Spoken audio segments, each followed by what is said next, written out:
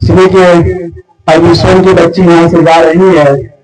تو ایک طرف تو غمگین بھی ہے، لیکن وہ کہتے ہیں کہ اس دنیا کے اندر اور یہ مدرسہ جو بھی جگہ ہے ایک سمجھیے کہ ایک بلبل کی طرح ہے، یہاں ہر پرندے ہر چیزیں آئیں گے جائیں گے، یہ دنیا کا علاج ہے، ہر ایک انسان کو دنیا سے کیا ہے جانا ہے سب کو، تو انہیں بچیوں کو کچھ ہم نصیحت کرتے ہیں۔ ایسے تو میری کیا اوقات ہے کہ میں کسی کو نصیحت کروں، لیکن جو میں نے اللہ نے مجھے علم دیا ہے اور میری خواہش ہے کہ یہاں سے بچی جائے تو کچھ لے کر کے جائے، اس لیے کہ اللہ کے نبی صلی اللہ علیہ وسلم کی حدیث ہے کہ ایک حدیث اگر کوئی سنے اور اس پر عمل کر لے تو یہ بھی اس کے لیے کیا ہے جنت میں جانے کے ذریعہ بن جائے گا، ہدایت بن جائے گا۔ تو ہم آپ دیکھتے ہیں کہ بہت ساری چیزیں بہت احادیث سنتے ہیں لیکن اس پر عمل نہیں کر پاتے، تو کوشش یہ کریں کہ حدیث ایک ہی سنیں یا بات تو ایک ہی ہو لیکن اس پر عمل کریں، اس پر کیا ہے عمل کریں۔ تو میں کوشش کروں گا کہ کچھ چند باتیں آپ کے سامنے رکھوں اور آپ لوگ خاموشی کے ساتھ بیٹھے رہیں اور جو لوگ بیٹھے ہوئے ہوں گے خاموشی کے ساتھ سنیں اور میری طرف دیکھیں تو انشاءاللہ آپ کو باتیں سننے کو اور سیکھنے کو بھی ملے گا۔ دیکھیے اللہ تعالیٰ نے قرآن پاک کے اندر فرمایا ہے کہ وَلَقَدْ يَسَّرْنَا الْقُرْآنَ لِلذِّكْرِ فَهَلْ مِن مُدَّكِرٍ، کہ ہم نے اس قرآن کو آسان کر دیا ہے، کیا کوئی ہے جو اس کو یاد کرے یا کوئی ہے جو اس پر عمل کرے؟ تو دیکھا جائے قرآن ایک ایسی کتاب ہے کہ دنیا کے اندر جتنی بھی کتابیں آئی ہیں تمام کتابیں جو ہے ہر ایک انسان یاد نہیں کر پاتا ہے، جو بھی پروفیسر ہے، ڈاکٹر ہے، انجینئر ہے، جو بھی طلبہ اسٹوڈنٹ کالج کی لائف میں ہے، کالج کی زندگی گزار رہا ہے، تو جس لائن میں بھی رہتا ہے ہر ایک انسان جو ہے ہر ایک کتاب کو یاد نہیں کر پاتا ہے، لیکن اللہ نے اس قرآن کے اندر ایک ایسا معجزہ رکھا ہے کہ یہ قرآن جو بھی یاد کرتا ہے، ایک حافظ قرآن، ایک 8 سال کا بچہ، ایک 9 سال کا بچہ، 10 سال کا بچہ، 6 سال کا بچہ جو ہے 1 مہینے کے اندر یا 6 مہینے کے اندر یا 1 سال کے اندر قرآن پاک کو یاد کر لیتا ہے۔ یہ قرآن کا ایک معجزہ ہے، یہ کیا ہے قرآن کا ایک معجزہ ہے، لیکن یہ قرآن ہم سے کیا کہتا ہے، قرآن اس کے بارے میں ہم سے کیا چاہتا ہے، یہ ہمیں اس وقت بات سمجھ میں آئے گی جب ہم قرآن کا ترجمہ سنیں گے، جب ہم قرآن کا ترجمہ کو قرآن کے ترجمہ کا مطالعہ کریں گے، اس کو سمجھیں گے تو ہمیں سمجھ میں آئے گا کہ قرآن ہم سے کیا کہتا ہے۔ میں نے اس قرآن پاک کی تفسیر سے جو میں نے بچیوں کو پڑھایا ہے، جو مخصوص صورتیں ہیں، سورہ یاسین ہے، سورہ رحمان ہے، سورہ ملک ہے، سورہ واقعہ ہے، یہ ساری صورتیں، جو سورہ حجرات ہے، سورہ حجرات اللہ نے اس قرآن کے اندر ایک صورت ایسی نازل کی کہ اس کا نام ہی رکھ دیا سورہ حجرات۔ حجرات کے معنی آتے ہیں گھر، کمرہ، کہ اس گھر کے اندر، اس کمرے کے اندر کس طریقے سے زندگی گزارنی ہے، میاں بیوی کس طریقے سے زندگی گزارے، یہ پورے قرآن کے سمجھے کہ سورہ حجرات کے اندر اللہ نے پورا بیان کر دیا ہے۔ قرآن نے کتنے الفاظ استعمال کیا ہے، یا ایھا الذین آمنوا اجتنبوا کثیرا من الظن ان بعض الظن اثم ولا تجسسوا ولا یغتب بعضکم بعضا، کہ اے ایمان والو تم اپنے دلوں کے اندر بدگمانی نہ رکھو۔ بدگمانی اس کو کہتے ہیں کہ کسی کے بارے میں غلط خیالات سوچنا، کسی کے بارے میں غلط خیالات کے بارے میں اس پر غور و فکر کرنا، بدگمانی اپنے دل کے اندر پالنا۔ مثال کے طور پہ ایک انسان ہے جس کو میں نے دیکھا ایسی جگہ پر جہاں اس کو نہیں جانا چاہیے تھا، جیسے کہ شراب خانہ ہے، لیکن وہ اچھا انسان ہے، ظاہری دیکھا جائے تو وہ اس کے معاشرے میں اس کی پہچان ہے اور قرآن و حدیث کا اس کو علم بھی ہے، لیکن ہم نے اس کو شراب خانے کے پاس دیکھا یا وہاں سے گزرتے ہوئے دیکھا تو ہم نے سوچا کہ اچھا ہے یہ تو شراب بھی پینے لگا ہے، کیا یہ تو شراب بھی پینے لگا ہے۔ یہ بدگمانی ہے کہ دلوں کے اندر نہ پالے۔ اگر کسی کے بارے میں کوئی بدگمانی ہو تو قرآن کہتا ہے کہ ان بعض الظن اثم، بعض بدگمانیاں جو ہے گناہ ہوتا ہے۔ اب اس گناہ کی وجہ سے آپ کو اگر ساری زندگی اگر بدگمانی رکھتے ہیں اپنے دل کے اندر، اپنے دل کے اندر حسد رکھتے ہیں، کینہ کپٹ رکھتے ہیں، نفرت رکھتے ہیں، تو یاد رکھیے کہ یہ حسد، یہ کینہ کپٹ انسان کو اندر سے کھوکھلا کر دیتا ہے، پھر وہ انسان کامیابی کے کسی بھی راستے پر نہیں چلتا ہے۔ کیا ہے؟ انسان کسی بھی راستے پر، کامیابی کے کسی بھی راستے پر نہیں چل پاتا ہے۔ اس لیے کہ آج ہمارے معاشرے کے اندر میں نے یہ دیکھا ہے، میرا اپنا تجربہ ہے کہ ہر آدمی یہ چاہتا ہے کہ ہم سے زیادہ اونچا کوئی نہیں جائے، سب سے زیادہ مال میرے پاس ہو، سب سے اچھا میں ہی ہوں، سامنے والا کیا بالکل خراب۔ تو یہ معاشرے کے اندر یہ بدگمانیاں، حسد، کینہ کپٹ چل رہا ہے۔ بلکہ ہونا تو یہ چاہیے تھا کہ اگر کوئی ایمان والا بھائی، اگر کوئی مسلمان کوئی اگر اچھا کام کر رہا ہے، اگر وہ اچھائی کی طرف جا رہا ہے، تو ہمیں چاہیے کہ اس کی اچھائی کی طرف جانے کے لیے ہم اس کی مدد کریں۔ لیکن مسلمانوں کا حال یہ ہے کہ ہم اس کی مدد نہیں کرتے ہیں، بلکہ اس کا پاؤں جو ہے کھینچتے ہیں اور ان کو نیچے گرانے کے لیے لگے رہتے ہیں۔ تو یہ حسد، یہ کینہ کپٹ انسان کو اندر سے کھوکھلا کر دیتا ہے۔ اس لیے ہم ہمیشہ کہتے ہیں کہ ہمارا ٹاپک یہ ہے کہ وہی کہ ہم اپنی زندگی کے اندر خوشحال رہیں، اپنے اخلاق کو درست کریں کہ ہمارا اخلاق کس طریقے سے ہونا چاہیے، ہمارا لحاظ کس طریقے سے ہونا چاہیے۔ ہم اگر اپنے سے زیادہ عمر کے لوگوں سے بات کر رہے ہیں، اگر ہم عالم دین سے بات کر رہے ہیں، تو ہمارا کیا رویہ ہونا چاہیے کہ اگر کسی عالم دین سے غلطی ہو جائے تو اس کا مطلب یہ نہیں ہے کہ ان کو ہم گالی سے ان سے بات کریں یا بدزبانی کریں، ان سے بدکلامی سے پیش آئیں، بلکہ غلطی ہر ایک انسان سے ہوتی ہے۔ دنیا کے اندر کوئی بھی انسان ایسا نہیں ہے جو یہ کہے کہ مجھ سے غلطی نہیں ہوتی ہے، غلطی ہوتی ہے ہر انسان سے۔ میں کہتا ہوں کہ شیخ سعدی رحمۃ اللہ علیہ کی جو قول ہے، جو میں ہمیشہ اپنے بیانوں میں کہتا ہوں کہ شیخ سعدی نے کہا تھا، لیکن میں اس کو اپنے انداز میں کہتا ہوں کہ آپ سب لوگ بیٹھے ہیں، آپ سب لوگ سے میں کہتا ہوں کہ آپ اپنے زبان سے ایک ایک گالی مجھے دیجیے، لیکن میرے کو الفاظ سمجھے گا میں کیا کہنا چاہ رہا ہوں کہ آپ سب لوگ اپنے زبان سے ایک ایک گالی کا الفاظ مجھے دیجیے، لیکن میں یہ کہوں گا کہ سب سے پہلے وہ مجھے گالی دے جس کے اندر کوئی عیب نہیں ہے۔ کوئی انسان دنیا کے اندر کوئی بغیر عیب کے پیدا ہوا ہے؟ اور ہم جب پیدا ہوئے تھے تو ننگا ہی پیدا ہوئے، چلا رہے تھے، رو رہے تھے، ہماری اوقات کیا ہے، ہماری حیثیت کیا ہے؟ ابھی ہم کھڑے ہیں، ہر کسی چھینک آئے اس کی وجہ سے موت بھی آ سکتی ہے، اچھے خاصے ہم کھڑے ہیں کوئی بیماری ہو سکتی ہے۔ تو دنیا کے اندر ہر انسان سے غلطی ہوتی ہے،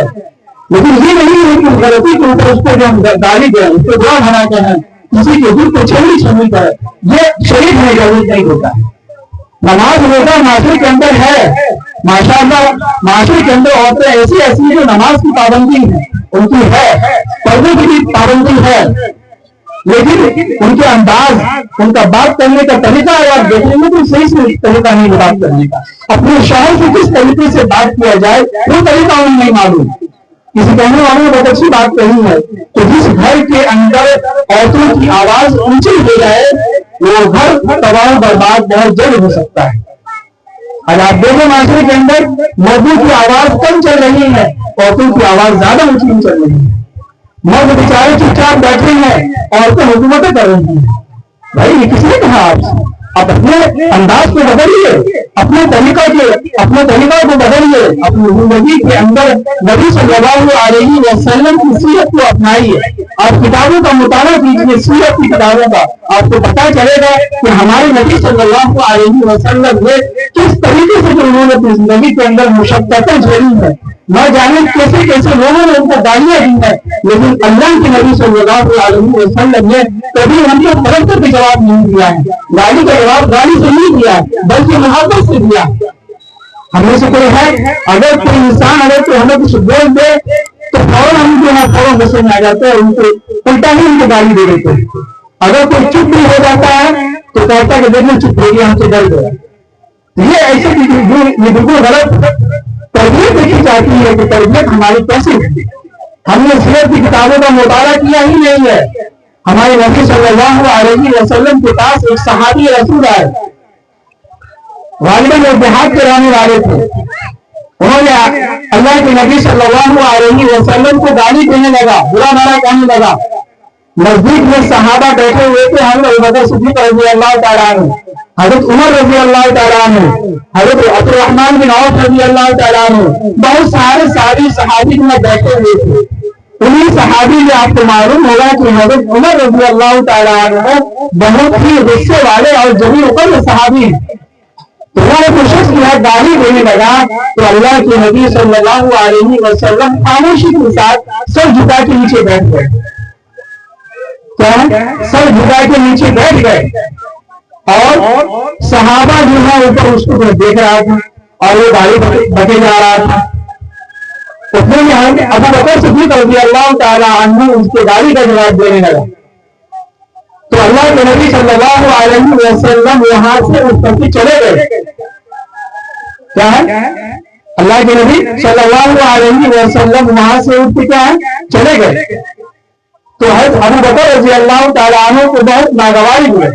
ان کو احساس ہوا کہ ایسا لگتا ہے کہ نبی صلی اللہ علیہ وسلم ہم سے ناراض ہو گئے۔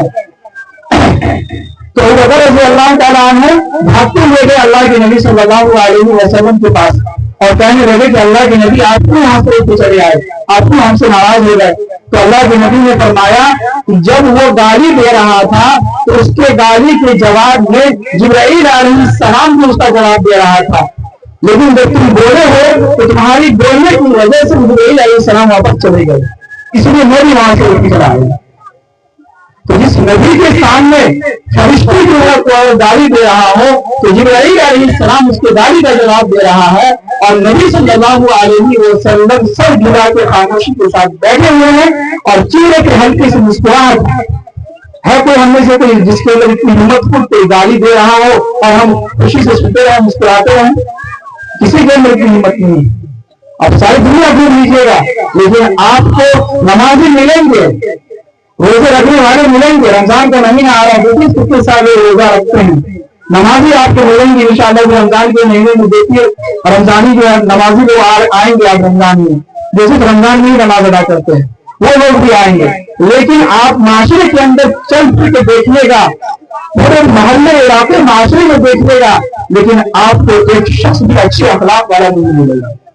ہلکی سی زمین کے لیے لوگ ایک دوسرے کو مار رہے ہیں، ہلکی سے کچھ باتیں ہو گئی اس پر جو سال مار پیٹ چل رہا ہے، آپس میں بات چیت نہیں ہو رہی ہے، بھائی بھائی میں بہن بہن میں بات چیت نہیں ہو پا رہی ہے۔ یہ کیا ہے؟ یہ ہمارے نبی نے کیا یہی سکھلایا؟ ہم نے تو یہی درس دیا اپنے بچیوں کو کہ زندگی میں کہیں پر بھی رہو اس دل کو حسد سے نفرت سے کینہ کپٹ سے پاک صاف۔